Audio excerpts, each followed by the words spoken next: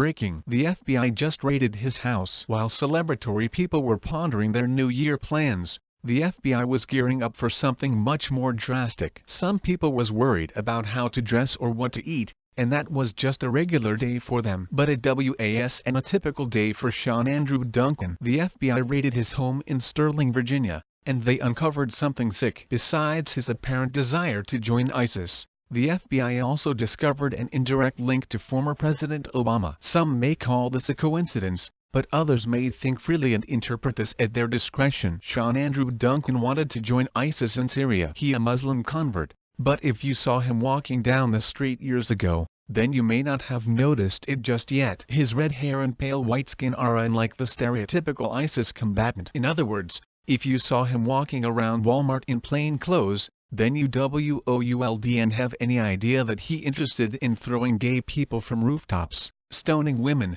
or beheading people. He would just look like your normal everyday shopper grabbing some socks for a camping trip at Walmart. If you saw him now, with his unkempt beard and drab Muslim outfit, then your opinion would change immediately. Reports suggest he was sharing instructions on how to make bombs. The person he shared this with is reportedly being held in international custody. Duncan, his goals, and his actions inherently make him a radicalized Islamic terrorist. He could been anything else, but he chose this, and now they're an endgame in action with the FBI pounding on his door and seizing property. If the FBI knocks on your door, then it for one of two things: you in big trouble, or your neighbor is in big trouble. In this case, it was the resident Duncan, the Muslim convert future terrorist born in America. The story gets worse. This is where the connection with Obama comes into play. It a bit bizarre. Conservative Daily Post reports that Duncan moved to D.C. area where an Arabic language program existed. One of the top advisors of the program is where the connection with Obama lies. One of the advisors of the Arabic language program was an Islamic advisor to Obama administration. Sounds far-fetched,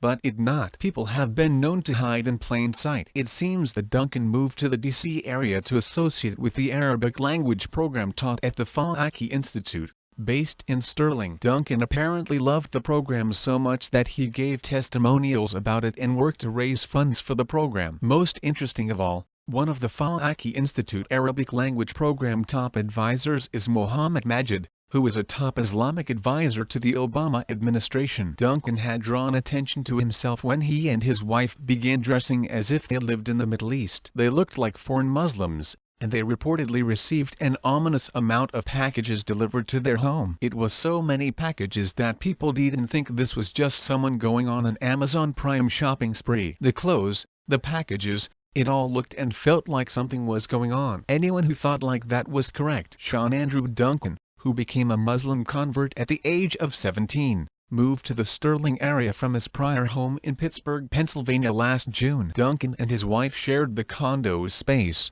and neighbors report that they constantly dressed Middle Eastern and that they received a lot of packages to their condo. Suspicion of the Duncan household began when he and his wife tried to travel to Turkey, but were rejected by the Turkish government and sent back to the United States. When they arrived back in the United States, the Federal Bureau of Investigations interviewed Sean Andrew Duncan before releasing him back into the United States. Upon serving the warrant to search, the Muslim convert took off and tried to flee. He broke a USB drive into smaller pieces, which is something a person would do if they hiding information. That information could have been connections to ISIS. If the FBI has Duncan in custody, then they may have prevented the next terror attack on American soil. If not, then it's going to be very interesting to see what was confiscated by the FBI. They need to tell us. Americans deserve to know what's going on, especially those who live near Duncan. Is he a threat, or is he just a regular guy who joined a religion known for committing acts of uncivilized violence? What about his wife? Lock them both up? How many people were saved when the FBI raided his house?